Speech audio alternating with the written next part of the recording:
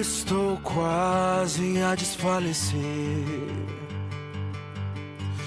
Dores vêm me fazem enfraquecer, mas posso te encontrar em meu espírito, estar imerso em tua paz. Continua assim a caminhar. Falhas que revelam o que sou, apenas mais um mero pecador, mas posso te encontrar em meu espírito, estar imerso em teu amor. Continua assim a lutar. Posso descansar em ti. Você me ensinou, meu mestre, que se o fardo estiver pesado, posso colocar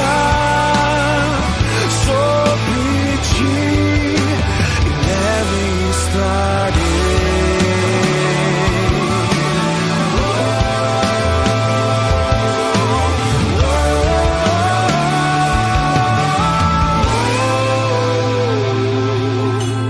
Abro mão de tudo o que sou, só assim tu poderás crescer. Grato sou, Pai, por poder compreender que não dependo das minhas mãos, mas estou seguro em sua redenção. Posso descansar em ti.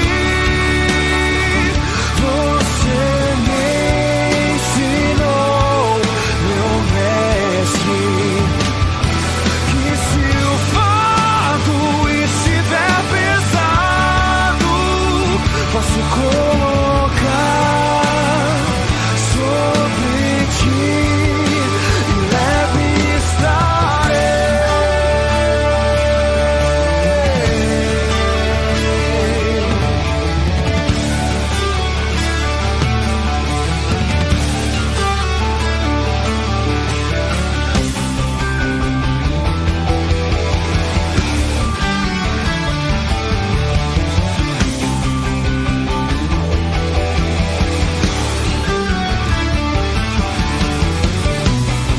E mesmo que o futuro seja incerto ao meu entender, o que mais eu posso querer? Se tu és meu guia, não há o que temer. Posso descansar em ti. Você me ensinou, meu mestre, se o fardo estiver pesado, posso colocar sobre ti, colocar sobre ti, leve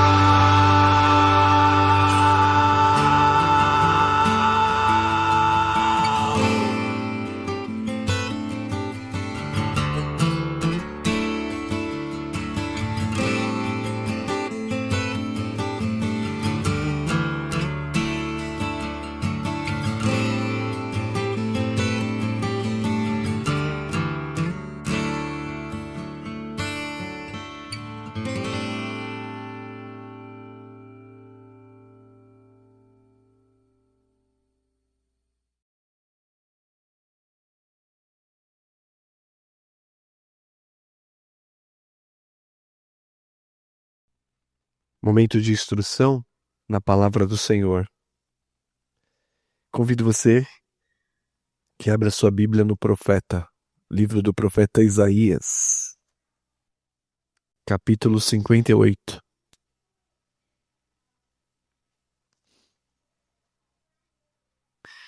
Isaías, capítulo 58.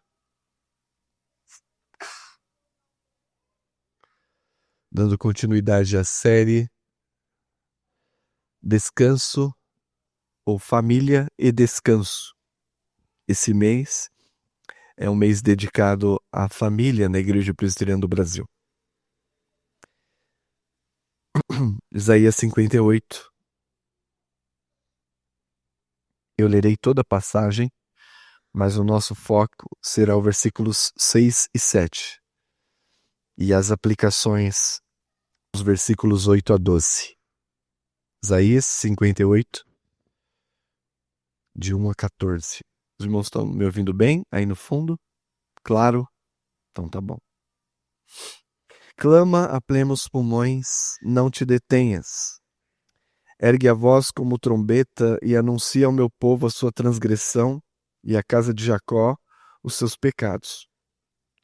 Mesmo neste estado, ainda me procuram dia a dia, têm prazer em saber os meus caminhos, como povo que pratica justiça e não deixa o direito do seu Deus. Pergunta-me pelos direitos da justiça, tem prazer em se chegar a Deus, dizendo: por que jejuamos nós e tu não atentas para isto? Por que afligimos a nossa alma e tu não os levas em conta? Eis que no dia em que jejuais, cuidai dos vossos próprios interesses, e exigis que se faça todo o vosso trabalho. Eis que jejuais para contendas e rixas, e para ferirdes com punho iníquo. Jejuando assim, como hoje, não se fará ouvir a vossa voz no alto. Seria este o jejum que escolhi? Que o homem um dia aflija sua alma, incline a cabeça como junco, estenda debaixo de si pano de saco e cinza? Chamarias tu a isto jejum e dia aceitável ao Senhor? Versículo 6. Porventura não é este o jejum que escolhi? Que soltes as ligaduras da impiedade, desfaças as ataduras da servidão, deixes livres os oprimidos e despedaces todo o jugo? Porventura não é também que repartas o teu pão com o faminto, e recolha em casa os pobres desabrigados, e se vires o nu, o cubras, e não te escondas do teu semelhante? Então romperá a tua luz como a alva, e a tua cura brotará sem detença. A tua justiça irá diante de ti, e a glória do Senhor será a tua retaguarda. Então clamarás e o Senhor te responderá. Gritarás por socorro, e ele te dirá: eis-me aqui. Se tirares do meio de ti o jugo, o dedo de que ameaça, o falar injurioso, se abrires a tua alma ao faminto e fartares a tua alma aflita, então a tua luz nascerá nas trevas e a tua escuridão será como o meio-dia. O Senhor te guiará continuamente, fartará a tua alma até em lugares áridos e fortificará os teus ossos. Serás como jardim regado e como manancial, cujas águas jamais faltam. Os teus filhos edificarão as antigas ruínas. Levantarás os fundamentos de muitas gerações e serás chamado reparador de brechas, restaurador de veredas, restaurador de veredas, para que o país se torne habitável. Se desviares o pé de profanar o sábado e de cuidar dos teus próprios interesses no meu santo dia, se chamares ao sábado deleitoso e santo dia do Senhor, digno de honra, e o honrares, não seguindo os teus caminhos, não pretendendo fazer a tua própria vontade, nem falando palavras vãs, então te deleitarás no Senhor. Eu te farei cavalgar sobre os altos da terra, e te sustentarei com a herança de Jacó teu pai, porque a boca do Senhor o disse. O nosso foco hoje é dos versos 6 e 7, e tendo como aplicação também os versos 8 a 12. Alertei a igreja a última vez que preguei nesta passagem quanto ao perigo da hipocrisia religiosa.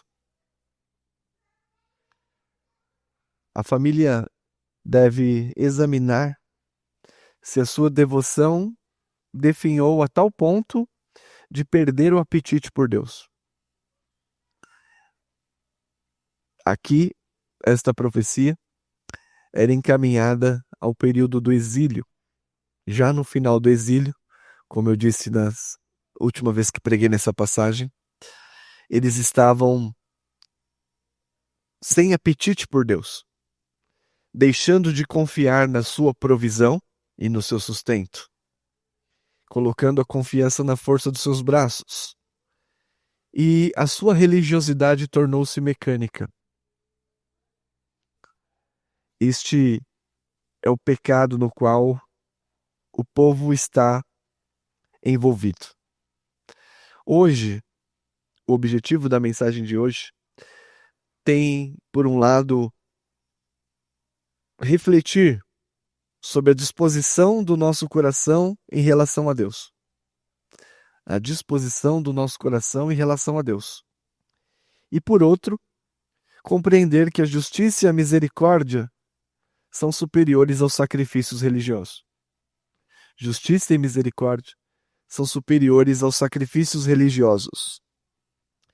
E o propósito pastoral é que as nossas famílias utilizem um dia na semana em 7 para testemunhar desta fé, sendo abençoados e abençoando a outros. Nós lemos nos primeiros versículos que Deus denuncia a religiosidade hipócrita e convoca a prática da justiça e da misericórdia. Como eu anunciei no outro sermão, nesta passagem, passado o tempo, o povo de Deus esfriou na sua consagração pessoal. O jejum, separar o dia do Senhor, misericórdia e justiça tornaram-se fardos pesados de carregar.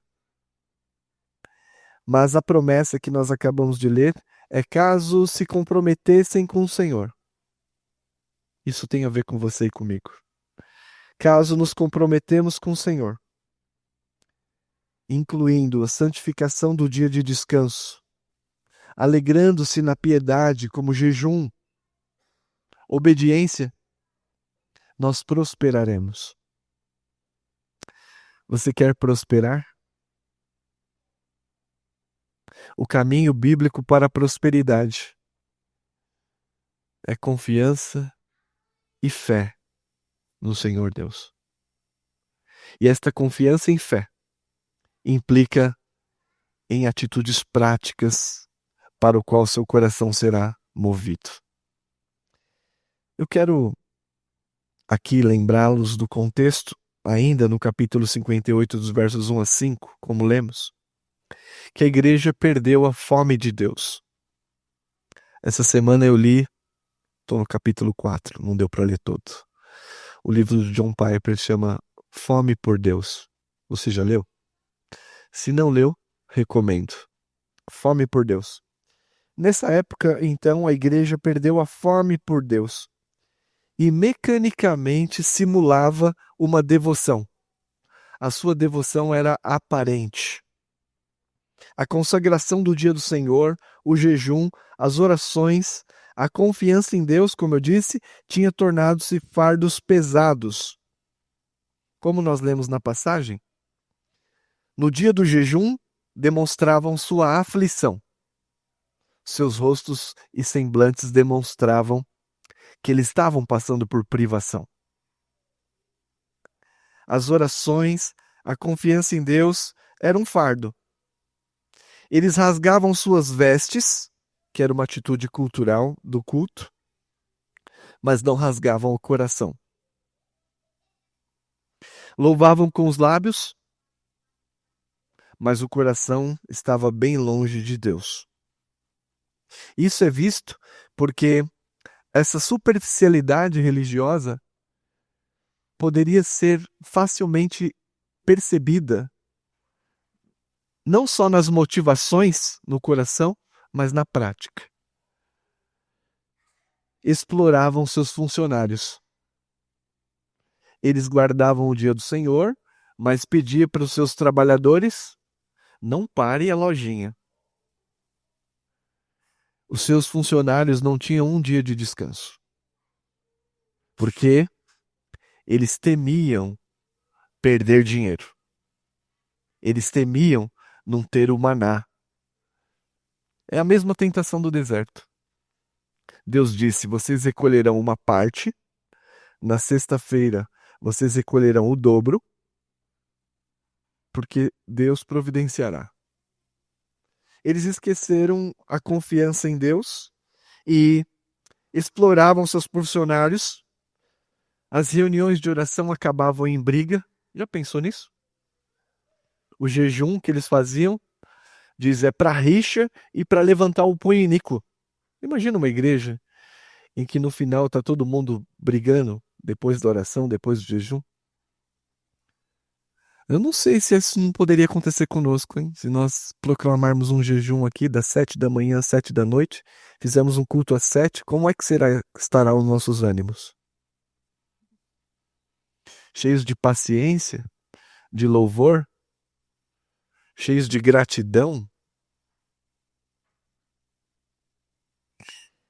Nesse livro do John Piper, ele vai mostrando que eles estão assim. Eles não falam no capítulo 8 dos 50 Isaías, mas eles estão assim porque o jejum para eles é um fardo.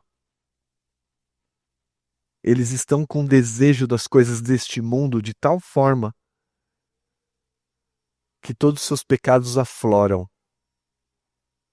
O jejum revela quais pecados têm dominado a nossa vida. Então a gente começa a entender o estado de ânimo deles, de reuniões de oração chegar à briga. E os necessitados da comunidade, os mais pobres, eram preteridos, esquecidos nas suas necessidades. Então esta configuração demonstra que a igreja perdeu a fome de Deus. Será que a nossa igreja, as nossas famílias perderam a fome de Deus? Quantas vezes nós vemos o culto pensando no que eu vou fazer no dia todo? Quanto tempo nós separamos neste dia, ou no dia que você tem, na semana, né? Para oração. Jejum. Eu nunca fiz, nunca ouvi falar. Então hoje você está ouvindo falar. Jesus pressupõe que os seus discípulos jejuam. E aqui, irmãos, então, eles estão nesse jejum, e como nós lemos na passagem, versículo 4, eis que jejuais para contendas, rixas. E isso, eu cito aqui o John Piper. Por que eles estavam nesse estado de espírito? É porque depois de algumas horas de fome, os seus impulsos foram revelados. A verdadeira motivação do coração estava revelada. Eles não estavam preocupados em agradar a Deus. Estavam preocupados em cumprir uma exigência religiosa. E a felicidade e a fome por Deus estava definhando. Abro aspas. O jejum é a maneira de revelar a nós mesmos como estamos e o que está no nosso coração. E a pergunta que eu faço aqui é: onde você está encontrando satisfação para sua alma? Nos alimentos? Em outros apetites? No dinheiro, no descanso? Na própria família? No filho? Onde é que nós encontramos satisfação? Em Deus ou nas bênçãos que Ele tem nos dado?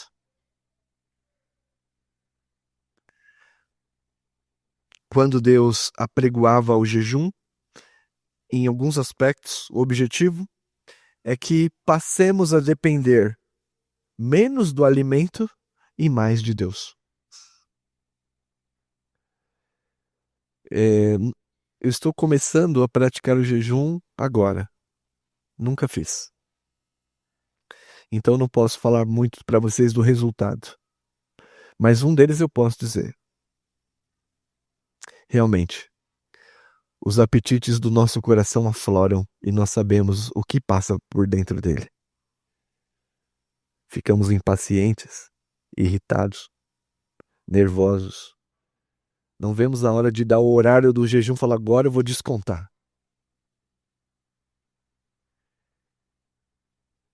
Eu é que te fiz ter fome e te sustentei com maná que tu não conhecias, para ver o que estava em teu coração. Irmãos, sua família perdeu a fome de Deus?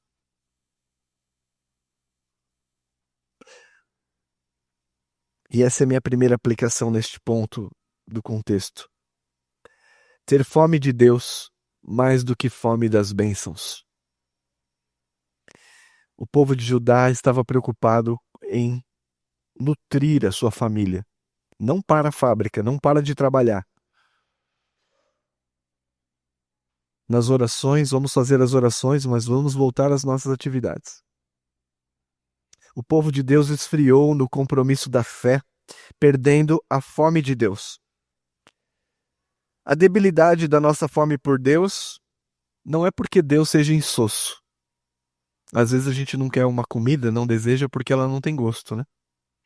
Então a nossa debilidade da fome de Deus não é porque ele seja insosso, mas porque nós nos mantemos abarrotados de coisas supérfluas. Examine se você não é voraz, um apetite pelas coisas do mundo.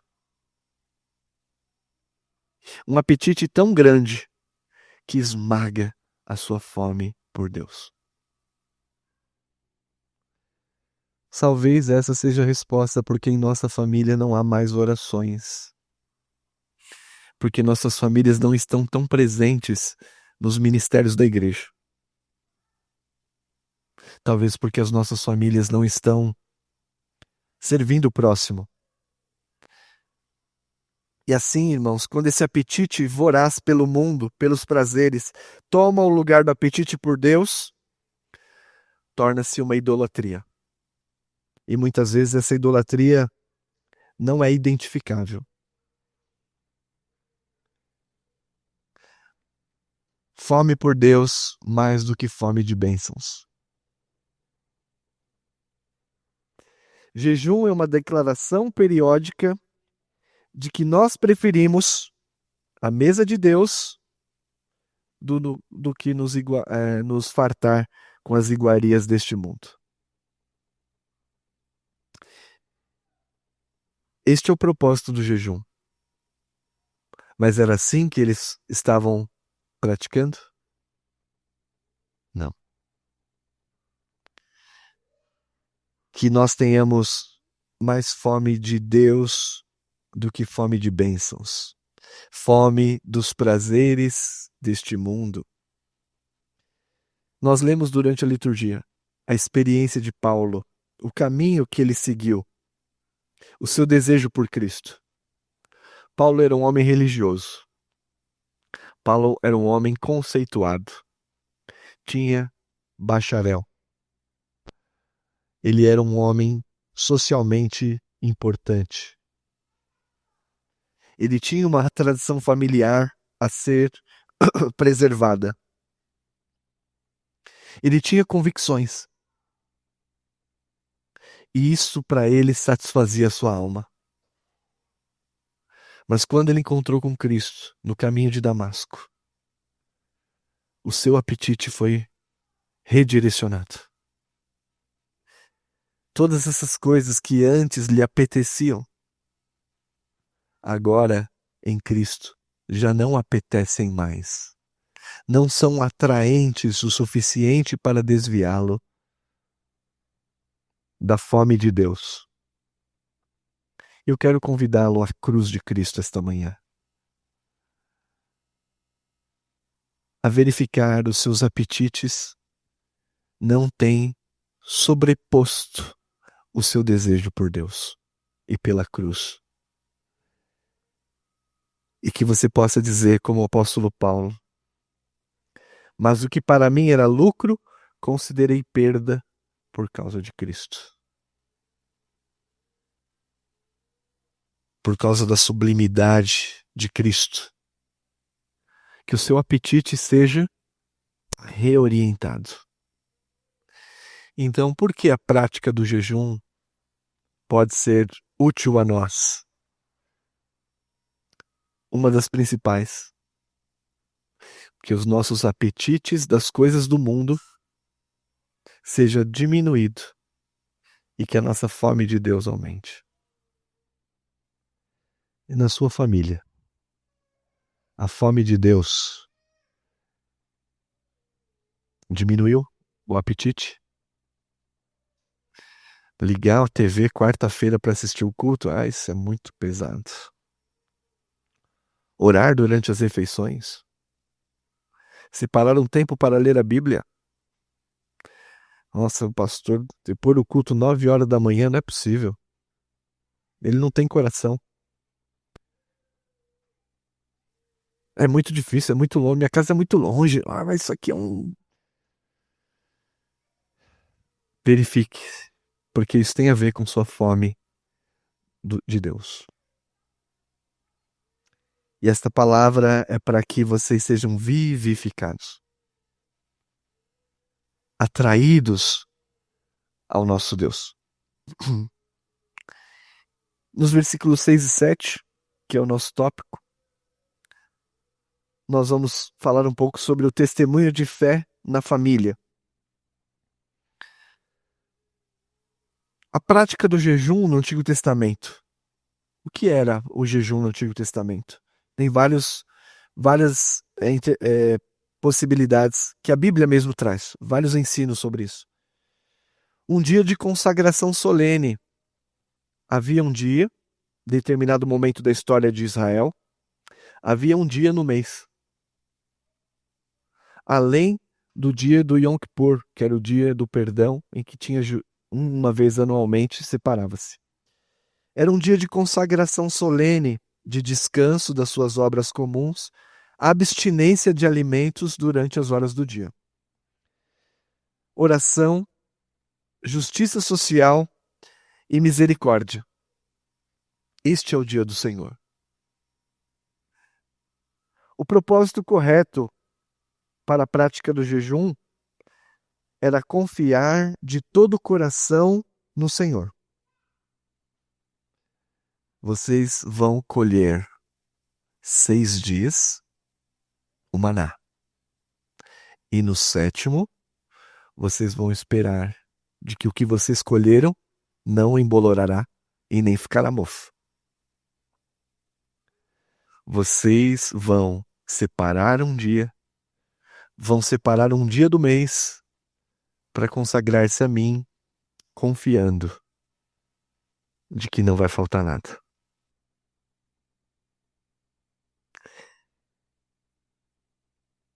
O jejum aqui aplicado e este dia de consagração tinha a ver a não depender tanto do pão.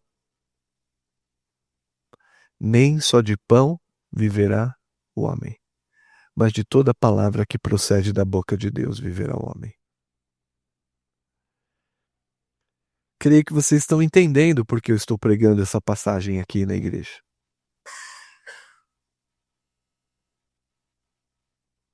Que vocês descansem totalmente no Senhor, dependa menos do pão, confie menos na sua força e confie em Deus.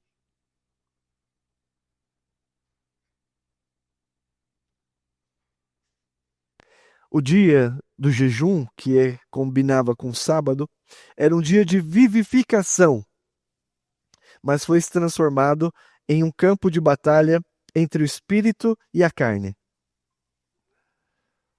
E do jeito que Isaías coloca, nós percebemos que, para eles, ao invés de vivificação, o dia do Senhor tornou-se uma opressão.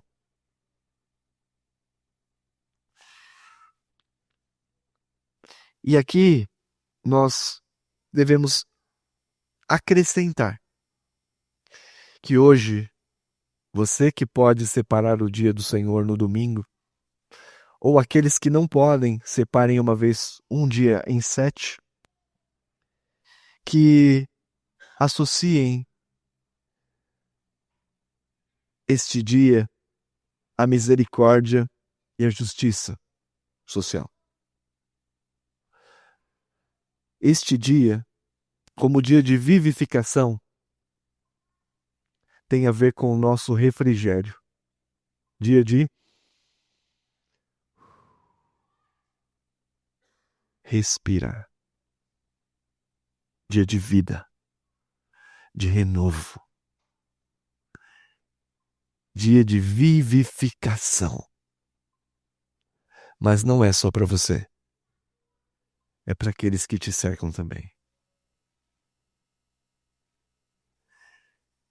Eles faziam um jejum, não via a hora de dar a hora, falavam, nossa, falta 10 minutos para a gente entregar a Deus o jejum e comer. Mas eles faziam isso mecanicamente, esquecendo de outros aspectos, esquecendo do fundamento da vivificação. Versículos 6 e 7. E esse é o ponto, irmãos. Como é que nós vamos testemunhar em família a nossa fé e o refrigério em Cristo? Se nós, associado ao culto, associado às orações, associado à consagração do jejum, que é livre, não é uma coisa imposta, também associarmos o amor ao próximo, na justiça e na misericórdia. Hoje é dia de visitar o enfermo da sua família. Hoje é dia de talvez receber alguém que queira ir na sua casa,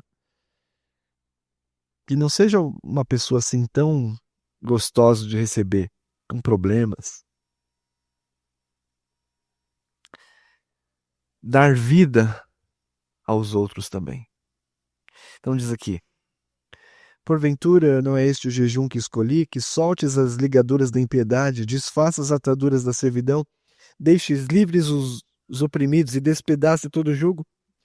Não é também que repartas o pão com o faminto, recolha em casa os pobres e desabrigados, e se vires o nu, cubras e não te escondas do teu semelhante? Porque eles foram para um outro excesso. Preteriram o necessitado. Não tem a ver comigo.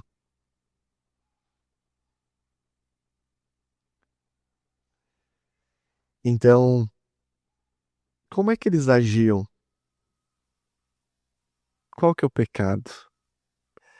É porque Deus sonda o coração. Assim, queridos, eles faziam estas coisas com muito desgosto. Abra sua Bíblia, por favor, em Mateus 9, versos 10 a 15. Nosso ponto aqui é o testemunho de fé na família, né? A misericórdia e a justiça precedem o sacrifício. Mateus 9, Jesus está comendo à mesa e publicanos e pecadores vieram e tomaram lugares com Jesus. Publicano era alguém que cobrava imposto dos judeus e geralmente era corrupto. Então Jesus está sentado com muitos políticos ali que a gente sabe que deveria estar em cana e não está. E aí? Ele está comendo e esses homens se aproximam. Versículo 11 do capítulo 9 de Mateus. Ora, vendo isso, os fariseus perguntavam aos discípulos: por que come o vosso mestre com os publicanos e pecadores? Mas Jesus, ouvindo isso, diz: os sãos não precisam de médico, e sim os doentes. Ide, porém, aprender o que significa: misericórdia quero e não holocaustos. Aqui, quem faz essa censura são seus próprios os discípulos, os fariseus, desculpa, que vocês sabem, jejuava 2 vezes por semana, dava oferta do cominho, da hortelã, fazia longas orações nas praças. Pensa num povo religioso. Mas apesar de toda aparência, ele diz: lembre-se da misericórdia, vem antes do sacrifício. Mas nós lemos em Isaías que eles gostavam era do sacrifício. E como eu disse na semana passada, em muitas seitas evangélicas é pregado o sacrifício.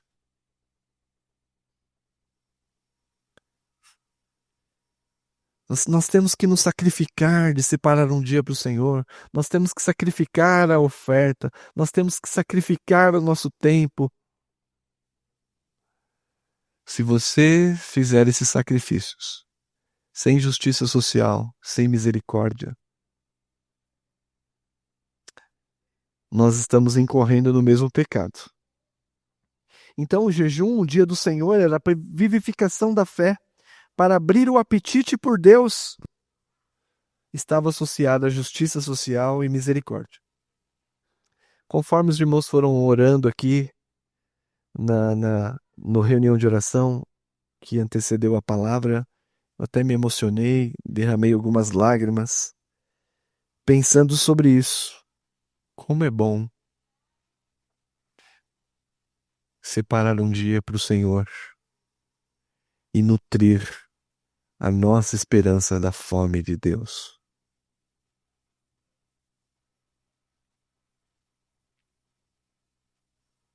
A forma como santificamos o dia do Senhor, praticamos o jejum, a abnegação, a misericórdia, deve seguir a ênfase que Jesus dava.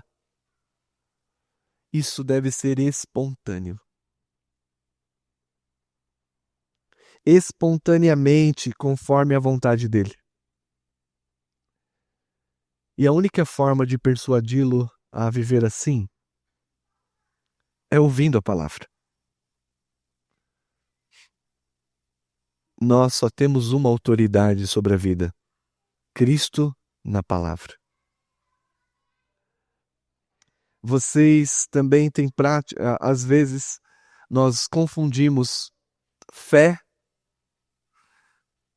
com ativismo religioso.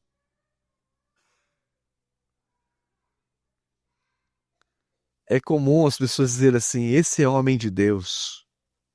Esse aqui é uma mulher de Deus. Porque abre a igreja, vai lá todo dia e tá de joelho e fecha a igreja, que lava a igreja, que faz tudo, não levanta as ofertas, canta. E aí as pessoas confundem isso com pessoas de Deus. Tome cuidado. Pode ser que elas sejam de Deus mesmo, né? Mas isso não é determinante. Misericórdia quero, e não holocaustos. Obedecer é melhor do que sacrificar. O sacrifício religioso, o suor do obreiro, não substitui a verdadeira piedade. Vocês se lembram do fariseu, da oração do fariseu? Graças te dou a Deus, porque não sou como este publicano. Jejuo tantas vezes por semana. Dou o dízimo.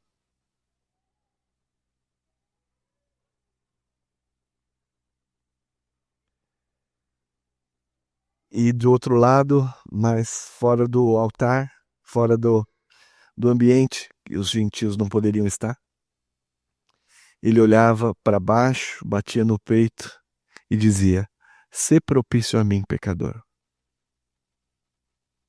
E Jesus diz: o primeiro desceu para sua casa, mas o segundo desceu justificado. Não confiou em si mesmo. Fé no sacrifício perfeito de Jesus Cristo. É a única forma de nos tornarmos homens e mulheres de Deus. E encerrando, como eu disse, você quer ser abençoado? Abençoada?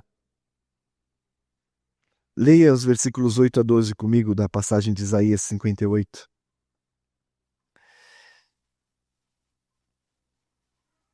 Então, se vocês associarem o jejum, associarem a consagração do dia do Senhor, a prática da justiça e da misericórdia, com a disposição correta, ou seja, com fome de Deus. Versículo 8. Então romperá a tua luz como a alva, a tua cura brotará sem detença, a tua justiça irá diante de ti, e a glória do Senhor será a tua retaguarda. Ao invés de escuridão, luz. Versículo 9. Então clamarás e o Senhor te responderá. Gritará por socorro e ele te dirá: eis-me aqui. A presença de Deus é uma promessa, mas nós temos que tirar o jugo, o dedo de ameaça, o falar injurioso. Em outras palavras, Deus deve reformar em nós a fome por Deus e não pelas bênçãos de Deus.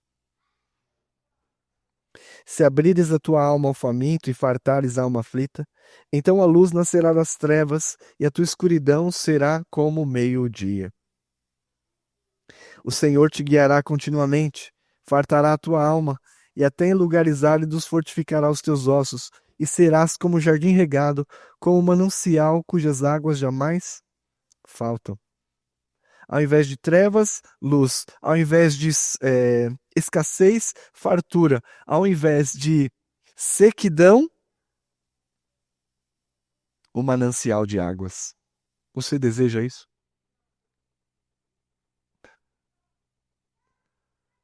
Deve responder a pergunta: do que eu tenho fome? Qual é o meu maior apetite? As coisas deste mundo ou a cruz de Cristo? Os seus filhos serão abençoadores, os teus filhos edificarão antigas ruínas, levantará os fundamentos de muitas gerações e será chamado reparador de brechas, restaurador de veredas, para que o país se torne habitável. Promessas de Deus à igreja que estava no exílio, caso eles se convertessem dos seus maus caminhos. Caso eles se arrependessem das más práticas e voltassem ao Deus vivo. Deus designou um dia para si. E neste dia tem nos ensinado e deve nos ensinar. Confie em mim. Tenha fome da minha palavra. Porque não só de pão viverá o homem, mas de toda palavra que procede da boca de Deus. E neste dia de domingo, nós sabemos que a nossa vida é uma loucura. O tempo que temos é escasso. Até o tempo que a gente vê um ao outro, até as próprias famílias, é muito difícil.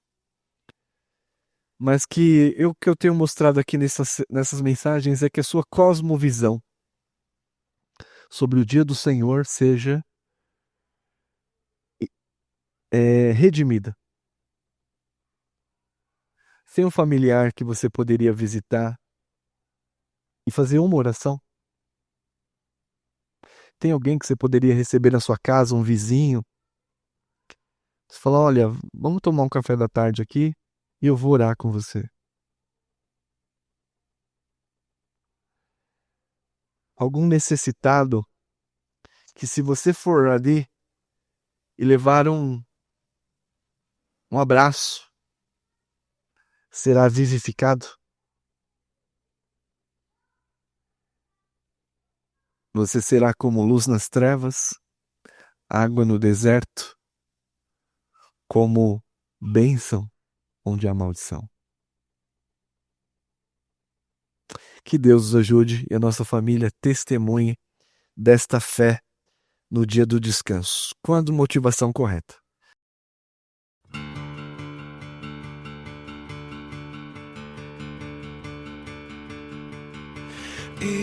Estou quase a desfalecer. Dores vêm, me fazem enfraquecer. Mas posso te encontrar em meu espírito, estar imerso em tua paz. Continua assim a caminhar. Falhas que revelam o que sou, apenas mais um mero pecador. Mas posso te encontrar em meu